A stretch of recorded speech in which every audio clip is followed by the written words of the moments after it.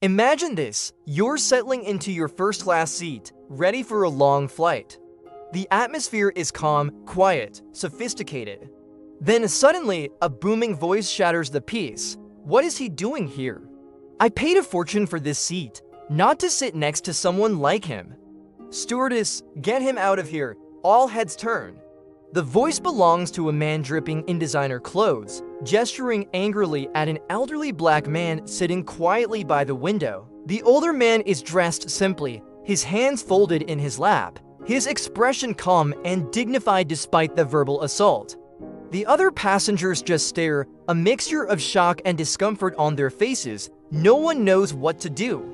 The billionaire continues his tirade, his voice getting louder and nastier with every word. He calls the man names, questions how he could possibly afford a first-class ticket, and demands that the cabin crew move him to the back of the plane immediately.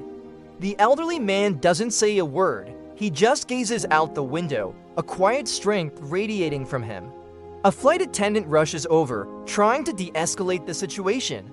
"Sir, please calm down," she says to the billionaire, but he's not having it. "Calm down? I will not calm down. This is unacceptable. I want to speak to the captain, now." The tension in the cabin is so thick you could cut it with a knife. Everyone is holding their breath, waiting to see what happens next. It feels like time has slowed down, the billionaire's ugly words hanging in the air. Just then, the cockpit door opens and the captain walks into the first-class cabin, his face stern. The billionaire smirks, thinking he's about to get his way. "Captain," he says triumphantly, "I'm glad you're here. I want this man removed from first class immediately." The captain looks at the billionaire, then at the elderly man, and then at the anxious faces of the other passengers. He takes a deep breath and his voice is steady and clear when he speaks. "Sir, I understand you have a problem, but perhaps you're the one who doesn't belong here." A collective gasp ripples through the cabin. The billionaire's face turns a shade of purple. "What did you just say to me?" he sputters. The captain doesn't flinch. He walks over to the elderly man and places a hand gently on his shoulder. "Excuse me, sir," the captain says, his voice now filled with a deep respect that silences the entire cabin. "Are you Sergeant Charles Evans?" The elderly man looks up, a flicker of surprise in his eyes, and nods slowly. "Yes, I am." The captain's expression softens. "I thought I recognized you. My name is Captain Miller. I read about your service.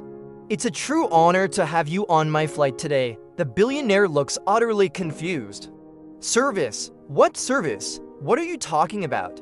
Captain Miller turns to face him, his eyes like steel. "This man," he says, his voice resonating with authority, "is Sergeant Charles Evans, a recipient of the Medal of Honor. He threw himself on a grenade to save his entire platoon in Vietnam. He spent years in a hospital, learning to walk again. The very freedom you enjoy to sit here and complain was paid for by men like him." The cabin is dead silent. You could hear a pin drop. The weight of the captain's words hangs in the air. The story of this quiet hero, a man who had faced death for his country, was a stark contrast to the petty entitlement of the loud billionaire. The captain continues, his gaze fixed on the now pale billionaire. "This airline has a policy. We reserve a special seat of honor for distinguished veterans like Sergeant Evans. It's the best seat on the plane, and it's our way of saying thank you. Normally, we arrange it in advance, but since we didn't know he was flying with us today, ... double quotes, he pauses, then turns back to the veteran. "Sergeant Evans, it seems our best seat, my own jump seat in the cockpit, is the only one fit for a hero like you. Would you do me the honor of being my personal guest for this flight?" Sergeant Evans looks taken aback, a humble smile finally breaking through his stoic expression. "Captain," he says, his voice thick with emotion, That's very kind of you. I'd be honored." The billionaire just stands there, his mouth hanging open, his face a mask of shame and disbelief. He looks around at the other passengers, but all he sees are looks of disgust directed at him. He slowly, silently, sinks back into his seat, trying to make himself invisible. As Captain Miller helps Sergeant Evans out of his seat to escort him to the cockpit, something amazing happens. One passenger starts to clap, then another and another. Within seconds, the entire first-class cabin is on its feet, erupting in a thunderous round of applause.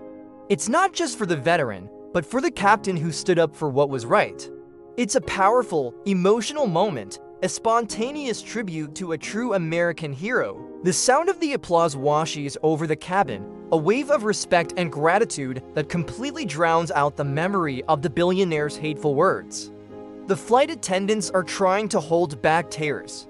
Even passengers from the economy cabin are peeking through the curtains, drawn by the commotion, and they too begin to applaud. The billionaire can only sit and listen, utterly humiliated. He paid for a first-class ticket, but he received a first-class lesson in humility and respect. As Sergeant Evans disappears into the cockpit with the captain, the applause slowly fades, replaced by a quiet buzz of conversation. People are shaking their heads, talking in hushed, respectful tones about what they just witnessed.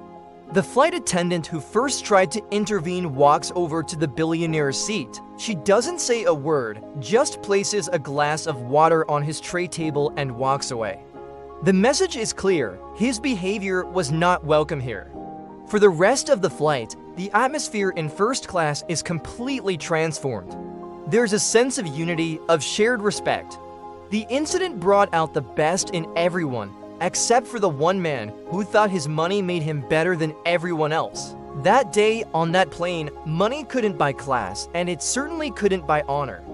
The real wealth was in the character of the quiet old man and the integrity of the captain who recognized it.